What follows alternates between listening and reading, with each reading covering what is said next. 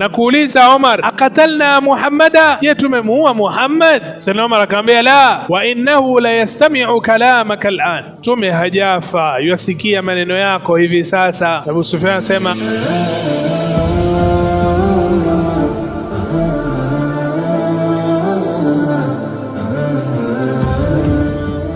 Bismillahir Rahmanir Rahim, alhamdulillah wassalatu wassalamu ala rasulillah wa ala alihi wa sahbihi wa man wala, wa ba'd. Tuendelea na sira ya Mtume sallallahu alayhi wasallam.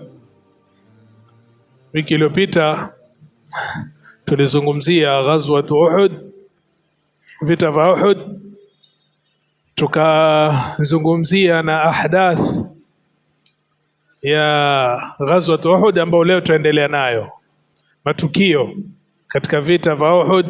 Tukazungumzia namna ambao kwamba walishiriki wanawake katika vita hivi, hasatan wanawake wa mushrikina, wakihamasisha, wakitoa mashairi wakisema in tuqbilu nu'aniq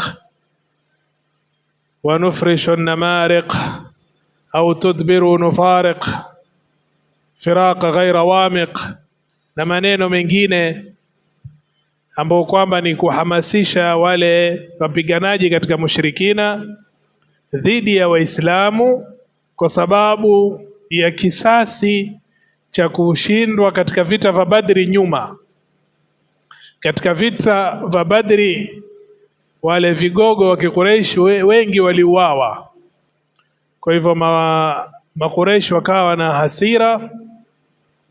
Katika vita vya Uhud wakawa ni wenye kuweka watu maalum, kina Wahshi ambaye baadaye alimuua Hamza. Kisha tukazungumza hujumul mushrikina ala rasulillah sallallahu alayhi wasallam wa isha'atu maqtalihi. Washirikina walimshambulia Mtume sallallahu alayhi wasallam, kisha wakaeneza uvumi ya kwamba Mtume sallallahu alayhi wasallam ameuawa.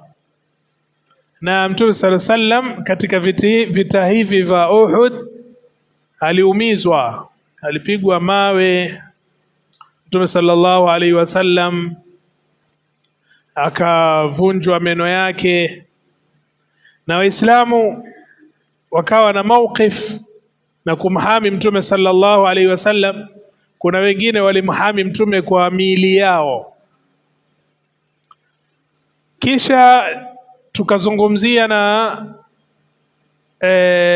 at-tatwiq, mawqifu amati almuslimina ba'da at-tatwiq. Wale masahaba waliokuwa juu ya jabali wakaambiwa wasishuke tukishinda au tukishindwa, lakini walipoona mushrikina wanakimbia wakashuka kufata ghanima. Khalid ibn al-Walid kabla ya kuingia katika Uislamu alikuwa katika jeshi la mushrikina, akawazingira Waislamu, Waislamu wakabakishwa katikati. Kwa hiyo haya matukio tumetaja. Kisha tukaeleza Mtume sallallahu alaihi wasallam aliweza kupasua ile tatwiq kwamba Waislamu walizingirwa. Mtume sallallahu alaihi wasallam akaweza kuwatoa wale maswahaba wake katika sehemu ile kwa njia ya kishujaa.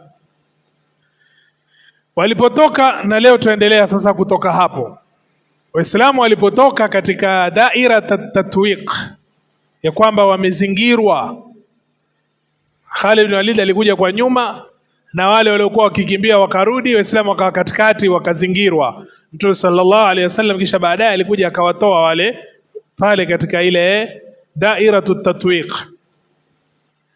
Waislamu walipotoka katika sehemu ile na wakaweza kuenda katika sehemu ya Shiibi ambayo ilikuwa ni njia dayiq, njia ambayo kwamba ilikuwa ni ndogo, ilikuwa baina ya majabali mawili. Ikatokea baina ya Waislamu na mushrikina baadhi almunawashat alkhafifa alfardiyya, wakawa na kurushiana na kupigana ambao ilikuwa ni kidogo, mushrikina hawakuweza kutangulia kwenda mbele zaidi, kwa sababu pale mahala ambapo kwamba Waislamu walipokuwa ni sehemu, ilikuwa ni sehemu kama wanajitia katika mtego. Kwa hiyo mushrikina wakabaki katika saha, katika ile uwanja na mapambano yao, na wakabaki katika ule uwanja pamoja na wale waliokuwa wamewaua katika muslimina. Mathalu khilalahu bilqatla,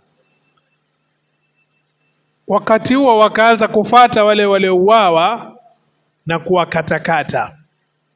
Faqata'u adhanahum wa unufahum wa furujahum, wakakata masikio, wakakata pua, wakakata tupu zao. Wabaqaru butunahum, wakapasua matumbo. Bali katika riwaya ambazo zimethibiti pia, wabaqarat Hindu bintu Utbata an batni Hamza, Hindu binti Utba akawa ni mwenye kupasua tumbo la Hamza, hata akhrajat kabidahu, akatoa ini la Hamza na kulitafuna. Falam tastati anta, hakina hakuweza kulimeza, akalitema. Na Ubay bin Khalaf akaja mutaghatrisan, kiburi na jeuri, akitaka kuwafuata Waislamu katika ile sehemu waliokuwa wameingia baina majabali mawili katika ile shayb. Yazumu annahu yaqtulu Rasulullah sallallahu alayhi wasallam, akidai kwamba mimi nitamuua mtume, anataka kumuua mtume sallallahu alayhi wasallam. Fata'anahu Rasulullah, Mtume sallallahu alayhi wasallam akamdunga na mkuki katika mtulinga wake, yani hapa sehemu katika mifupa ya mabega hapa, hii sehemu ambayo kwamba pia ina mishipa ya damu. Ilikuwa katika ile dar'i sila, ile nguo ya kuziba silaha aliyokuwa ameivaa, ilikuwa na nafasi hii sehemu ya hapa juu. Kwa hivyo Mtume sallallahu alaihi wasallam ta'ana, akawa ni mwenye kutingisika sana akiwa juu ya kipando chake, akarudi mbio kwa Makuraish. Wa huwa yakhuru khuwara al-baqar au khuwara ath-thawr, anatoa ile sauti kama ng'ombe ile aliyotiwa kisu katika shingo yake, na aliweza kufa kutokamana na jeraha kama hili. Kisha wakaja wengine katika rijal Quraish akiongozwa na Abu Sufyan na Khalid bin Walid, wakawa ni wenye kupanda katika baadhi ya sehemu ya majabali. Ile sehemu tuliyosema ni Shib, ni sehemu iliyokuwa ni baina jabalain. Kwa hivyo wakapanda sehemu katika yale majabali yaliyokuwa Waislamu wako pale. Sayyidina Umar radhiallahu anhu akapigana nao na rahtun min almuhajirin, kikosi makipote katika muhajirina, wakapambana nao mpaka wakaweza kuwashukisha kutoka juu ya jabal. Na inafidisha baadhi ya riwayat ya kwamba Saad ibn Waqas qatala 3 minhum, aliwaua 3 miongoni mwa mushrikina waliokuwa wanaongozwa na Abu Sufyan na Khalid ibn Walid. Kwa hiyo ikafikia idadi ya qatl al-mushrikin, katika waliouawa miongoni mwa mushrikina 22, watu 22, waqila 37, baadhi riwaya sema 37. Ama Waislamu waliuawa miongoni mwao 41 katika Khazraj, yani 70, watu 70, 41 ni katika Khazraj na 24 katika Ausi na 4 katika Muhajirin, na mmoja ni katika Mayahudi ambaye alisilimu, na baadhi riwaya sema aliingia katika kupigana pamoja na Waislamu katika vita hivi. Wakila ghairu dhalika, na akasema mwingineo. Kwa hiyo baada almuhawala alakhira, majaribio ya Abu Sufyan na Khalid ibn Walid walipojaribu sasa katika kutaka kuzidi kupambana na Waislamu wakawa ni wenye kushindwa katika majaribio haya. Mushrikina wakaanza kujiandaa kurudi katika mji wa Makka. Ama Mtume sallallahu alaihi wasallam alipoweza kumakinika katika ile sehemu ya kile kijinjia baina ya majabali mawili, akaja Ali akamletea maji katika maji ya Uhud, min almihras, ili Mtume anwe. Akaona maji yana harufu, falam yashrab minhu, Mtume hakunwa, bali akaosha uso wake na akamimina juu ya kichwa chake, ambapo damu ilikuwa ikichuruzika kutokana na ile jiraha, na damu ilikuwa haitulii, yani damu inatoka haikatiki. Binti yake Fatima akakata kipande cha nguo akachoma, akawa ni mwenye kumwekea Mtume sallallahu alaihi wasallam katika kichwa chake na damu ikatulia. Kisha Muhammad bin Maslama akamletea maji mazuri, Mtume akanywa na Mtume akamwombea. Wasalla adh-dhuhra qa'idan wa salla almuslimuna ma'ahu qu'udan, Mtume akaswali hali ya kuwa amekaa na Waislamu wakaswali nyuma yake hali ya kuwa wamekaa. Ama maulama wakasema hii hukumu imefanyiwa naskhi, kwa hiyo ilikuwa ni kwa wakati ule, si kwamba yajuzu kwamba imamu ikiwa amekaa na maamuma wakae nyuma yake, bali wengine wakaonyesha kwamba ikiwa imamu hana dharura ya kukaa na maamuma anaweza kuswali nyuma yake, basi wasiswali nyuma ya imamu aliokaa. Ala kulli hal, kuna maelezo mengi kuhusiana na kadhia kama hii. Wakaja wanawake muhajirina na ansari, akiwemo mama Aisha, Ummu Aiman, Ummu Sulaim, Ummu Sulait, na walikuwa wamejaza madoo yale maji wakiwanywesha wale majiraha majeruhi radhiallahu anhunna ajma'in. Mushrikina walipojiandaa kurudi, Abu Sufyan akawa ni mwenye kudhihiri juu ya jabali na akawa ni mwenye kunadi, afikum Muhammad, je, yumo miongoni mwenu Muhammad? Hawakumjibu, Waislamu hawakumjibu. Kisha akauliza tena, afikum ibnu abi Quhafa, je, yumo miongoni mwenu ibnu abi Quhafa, akikusudia Abubakar. Falam yujibu. Kisha akanadi tena, afikum Umar ibn al-Khattab, Waislamu hawakumjibu. Wakana nabii huwa alladhi kana nabii sallallahu alaihi wasallam walladhi nahahum anil ijaba, Mtume alikuwa amekataza wasijibu. Abu Sufyan akasema, amma haulai faqad kufitumuhum, yani hawa mumetoshelezwa, maana kwamba kana kwamba wameuawa Mtume, Abubakar na Umar. Sayyidina Umar hakuweza kujizuia, akaambia, ya adu wallah innal ladhina dhakartahum ahya, adui ya Mwenyezi Mungu, wale uliowataja wako hai. Waqad abqa Allahu ma yasuuka, Mwenyezi Mungu amebakisha kile kitakachokuudhi. Abu Sufyan akasema, qad kana fikum muthlah, nyinyi kwenu wale waliomaiti, wale waliokufa wamekatwa katwa, yani kukata maiti baada ya kufa ni muthla.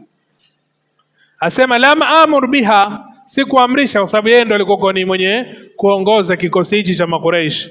Walam tasuni, sikuamrisha, lakini pia haliko ni sikusikia vibaya, yani sikuona vibaya, sikuamrisha, lakini halikuniudhi ile. Kisha akasema a'lu Hubal, yani Hubal awe juu. Mtume sallallahu alaihi wasallam akawafundisha masahaba jibu watakalomjibu, wakamjibu Allahu a'la wa ajal, Mwenyezi Mungu subhanahu wa ta'ala ndio yuko juu zaidi na ni mtukufu zaidi.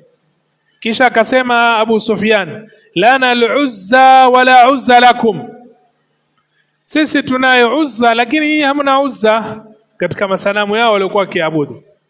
Mtume sallam akawafundisha jawabu, wakamjibu Allahu maulana la maula lakum, sisi Allah ndo mola wetu, nyinyi si mola wenu. Kisha akasema Abu Sufyan, an'amat fa'alin yawmun biyawmi badrin wal harbu sijal, yani vitendo vilivyofanyika katika siku ya vita vya Uhud, anaonyesha vitendo vizuri sana leo na kwa siku ya Badri, yani tunalipa kisasi cha siku ya Badri leo, siku ya Uhud kwa siku ya Badri. Wal harbu sijal, na vita vinabadilika, leo utashinda, kesho utashindwa.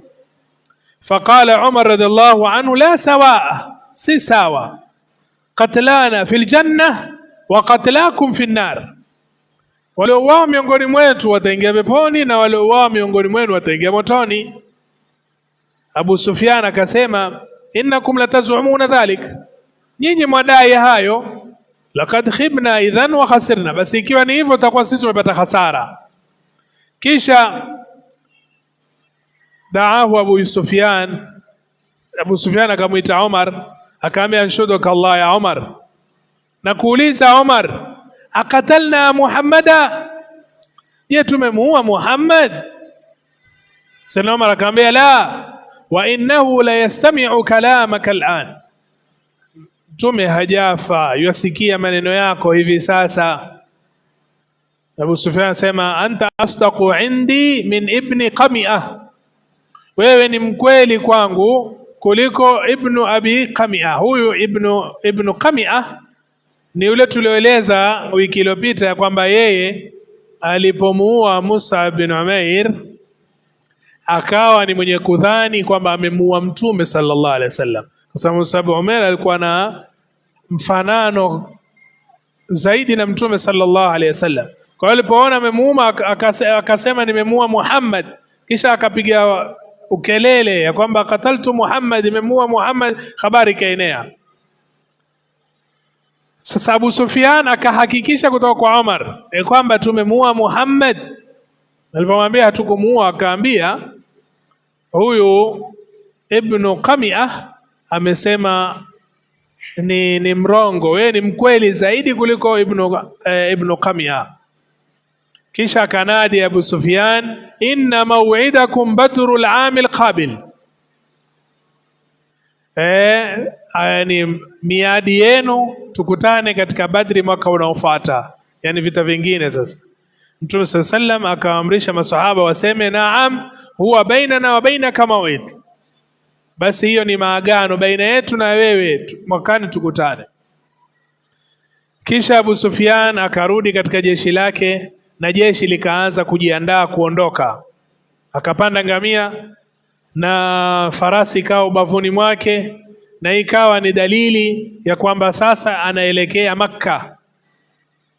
Na katika fadhila za Mwenyezi Mungu Subhanahu wa Ta'ala ni kwamba hakukuwa na kipingamizi lolote baina ya mushrikina na Madina.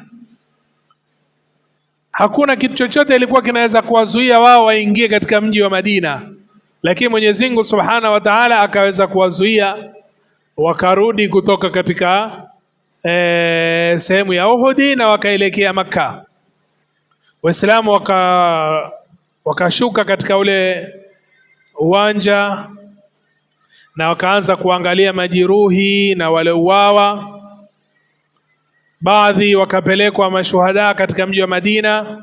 Mtume sallallahu alaihi wasallam akaamrisha wazikwe katika nguo zao pasina kuoshwa wala kuswaliwa, na wakazikwa watu wengine watatu, wawili katika kabri moja. Na Mtume sallallahu alaihi wasallam akatanguliza aliyohifadhi Qur'ani zaidi katika ile lahdi, ule ufuko wa kaburi, akatanguliza yule ambaye kwamba amehifadhi Qur'ani zaidi, na akasema na shahidun ala haula yawm alqiyama, mimi ni shahidi juu ya hawa siku ya kiyama. Kisha wakapata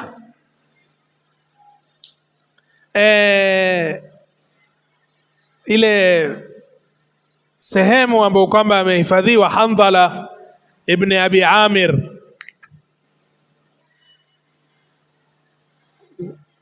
ambaye kwamba alikufa shahid, inamwaika damu, inamwaika maji, inatona maji na hajaoshwa.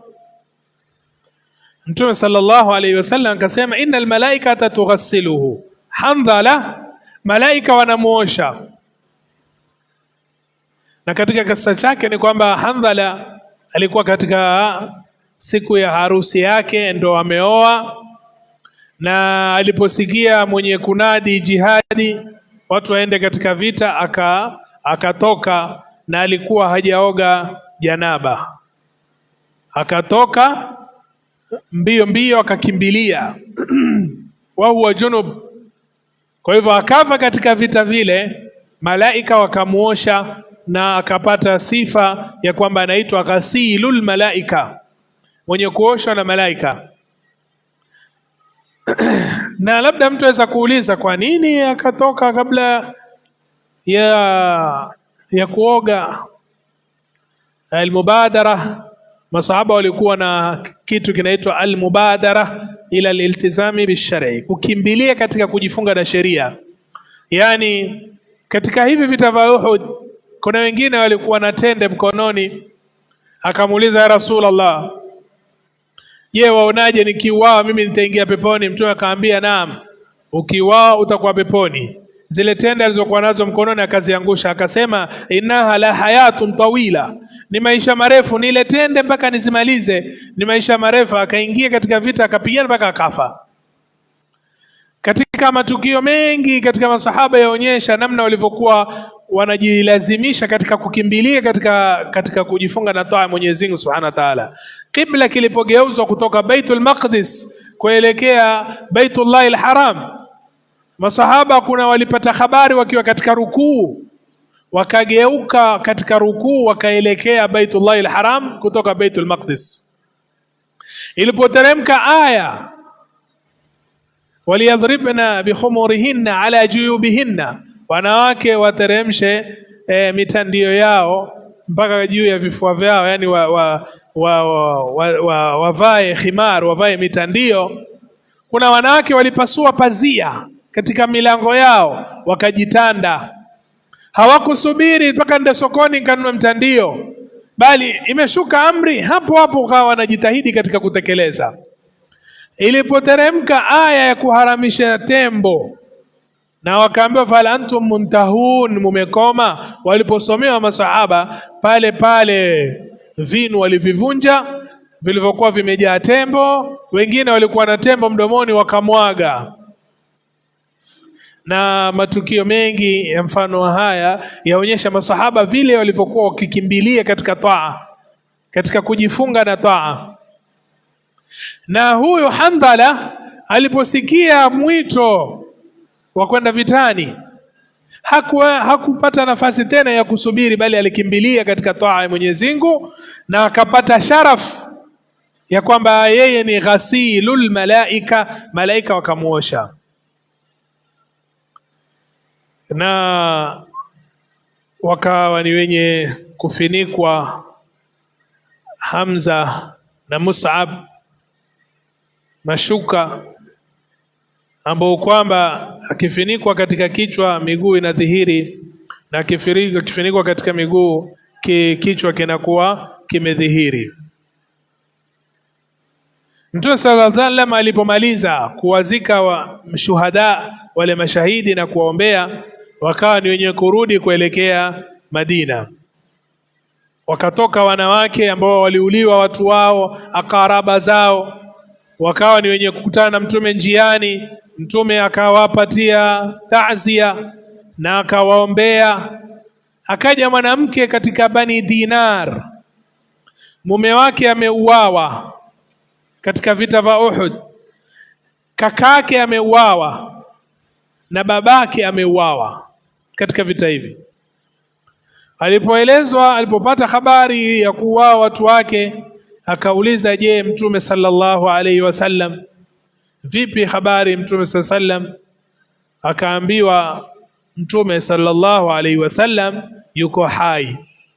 Akasema, arunihi, nionyesheni wapi Mtume sallallahu alaihi wasallam. Akamwashiria.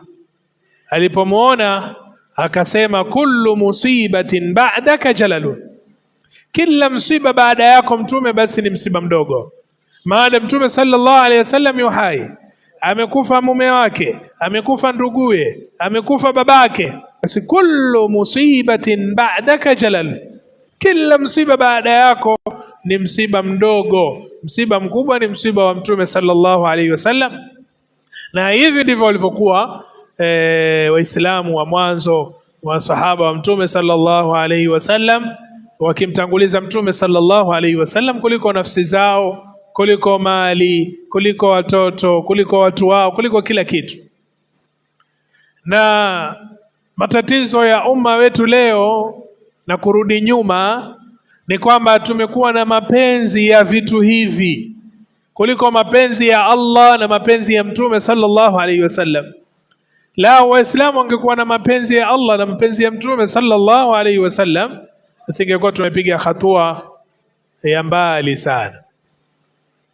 Kwa hiyo Waislamu wakarudi Madina na wakawa katika hali ya kuchukua tahadhari, wakilinda Madina na wakimlinda Mtume sallallahu alaihi wasallam.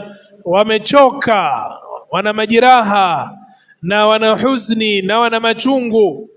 Mtume sallallahu alaihi wasallam akaona hapana budi kuwa na harakati za kuwafuata maadui ili apambane nao katika viwanja vya vita na Waislamu warudi katika hali ile yao ya mwanzo. Kulipopambauka, Mtume sallallahu alaihi wasallam akawaita Waislamu watoke kwenda kupambana na adui, na asitoke ila aliyeshuhudia vita vya Uhud. Tukimalizia inshallah kwa leo, tutamalizia na ghazwatu Hamra al-Asad. Hivi vita vya Hamra al-Asad baada ya kurudi Mtume sallallahu alaihi wasallam kutoka Uhud. Tutakuja kueleza mbele namna Makuraish na mushrikina na makufari wengine walivyopata ushujaa baada ya Waislamu kushindwa katika vita vya Uhud. Wakaona sasa kumbe sisi tuwaweza hawa na kuwafanyia uadui na kuwafanyia ubaya na mfano wake. Na ndio tupata sura halisi ya wakia ambao sisi Waislamu kama umma wa Kiislamu leo tuishi nao. Baada ya kupita matukio kadhaa ambao Waislamu wameonyeshwa madhila katika maeneo tofauti tofauti katika ulimwengu, maadui wa umma wa Kiislamu wakapata nguvu, wakaona hawa Waislamu si chochote. Kumbe tuweza tukawapiga na kuwachapa na kuwadhalilisha, alafu hakuna lolote litakalotokea, kama vile ambavyo Gaza ilivyotokea kutoka 2023. Basi wamekuwa na ushujaa mpaka Ubadul Baqar wanaabudu ng'ombe kule mabaniani, wamekuwa na ushujaa kuona kwamba hawa watu sisi tuweza tukawashambulia, tuweza kuwadhalilisha na hakuna chochote.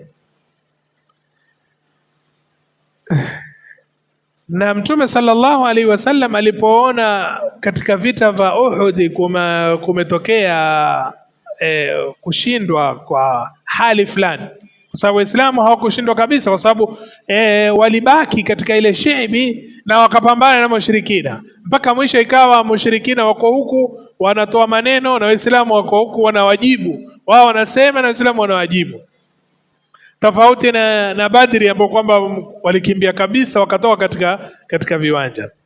Sasa Mtume sallam alipopambaukiwa akawaamrisha watoke kwenda kukutana na maadui baada ya kutoka katika vita vya Uhud, na asitoke katika vita hivi ila aliyohudhuria vita vya Uhud. Wakasema sam'an wa ta'a, wakatoka mpaka wakafika sehemu inaitwa Hamra al-Asad ambayo ina umbali wa kama maili 8 hivi kutoka Madina, wakaika kambi hapo. Ama mushrikin walikuwa ni wenye kushuka sehemu inaitwa Ar-Rawha ambayo ina umbali wa kama maili 36 kutoka Madina. wanafikiria na wanashauriana kurudi, na wanasikitika kwamba ile fursa nzuri waliokuwa nao katika vita vya Uhud iliwapita. Ama Ma'bad bin Abi Ma'bad al-Khuzai, huyu alikuwa ni mtu, alikuwa upande wa Mtume sallallahu alaihi wasallam. Akamjia Mtume sallallahu alaihi wasallam mpaka katika sehemu ya Hamra al-Asad, akampa pole kwa msiba uliompata, kisha akamwamrisha Mtume sallallahu alaihi wasallam, akamwamrisha huyu bwana amfuate Abu Sufyan na kuweza kumkhadhilisha. Huyu bwana akamfuata Abu Sufyan sehemu inayoitwa Rawha, na walikuwa washajikusanya warudi Madina. Sasa akawatia hofu sana juu ya Waislamu, akaambia inna Muhammadan qad kharaja fi jam'in lam ara mithlahu qattu, Muhammad ametoka na jeshi sijaonapo mfano wake kabisa. Yataharrakuna alaikum taharruka, yani wanachomeka, wana hasira na nyinyi sana. Fihim min alhanaq alaikum shay'un lam ara mithlahu qattu, yani hana hasira sijaonapo mfano wake kabisa. Wala ara an tarhalu, misioni illa nyinyi muendoke, hata yatlu awwalu aljaysh min warai hadhihi alakama, kama muondoke jeshi litatokea juu nyuma ya milima hii. Anawatisha. Waliposikia hivyo wakaingia uoga, wakaingia baridi, yani miguu ikajaa maji, zile nguvu zao zikaisha. Abu Sufyan akaanza kujitia nguvu na kuwaamrisha wengine wawatie hofu Islam. Sasa inna nasa qad jama'u lakum fakhshawhum, kuna watu wamekusanyika dhidi yenu, waogopeni. Lakini Waislamu fazadahum imana, hili la kuwatia hofu likawazidisha imani hawa. Waqalu hasbunallahu wa ni'mal wakil, wakabaki katika Hamra al-Asad mpaka siku ya Jumatano. Kina Abu Sufyan wakawa ni wenye kuingia hofu upande ule, wakarudi wakaelekea Makka, huku Waislamu wakabaki mpaka siku ya Jumatano, wakabaki katika uwanja, wakarudi Madina. Mwenyezi Mungu asema fanqalabu bi ni'mati min Allah wa fadlin lam yamsasuhum su' wattaba'u ridwan Allah wallahu dhu fadlin adhim. Wakarudi kwa neema Mwenyezi Mungu Subhanahu wa Ta'ala na fadhila ya Mwenyezi Mungu, hakuna baya lolote lilowapata. Na ujue ni katika wale waliokuwa katika vita vya Uhud, na Mtume sallallahu alaihi wasallam akawachukua wale waliochoka, walioumia na nini, akaenda nao. Lakini kwa ile hali iliyowapata Waislamu katika vita vya Uhud, Makuraish na maadui wa umma hawakurudi, wakawa ni wenye kupata ushujaa zaidi tena bado katika kutaka kupambana na Waislamu. Kumetokea matukio kadhaa, na inshallah Mwenyezi Mungu akitujalia tutakuja kueleza wiki inayofuata tukio la Ar-Raji' na tukio la Bi'r Mauna, na kisha kuenda katika vita vya Bani Nadhir, ghazwatu Bani Nadhir. Mwenyezi Mungu Subhanahu wa Ta'ala akitujalia na uhai na uzima, Mwenyezi Mungu Subhanahu wa Ta'ala tujalie kwa haya machache من الذين يستمعون القول فيتبعون أحسنه. ربنا تقبل منا إنك أنت السميع العليم وتب علينا إنك أنت التواب الرحيم. سبحانك اللهم بحمدك أشهد أن لا إله إلا أنت نستغفرك ونتوب إليك. سبحان ربك رب العزة عما يصفون وسلام على المرسلين والحمد لله رب العالمين.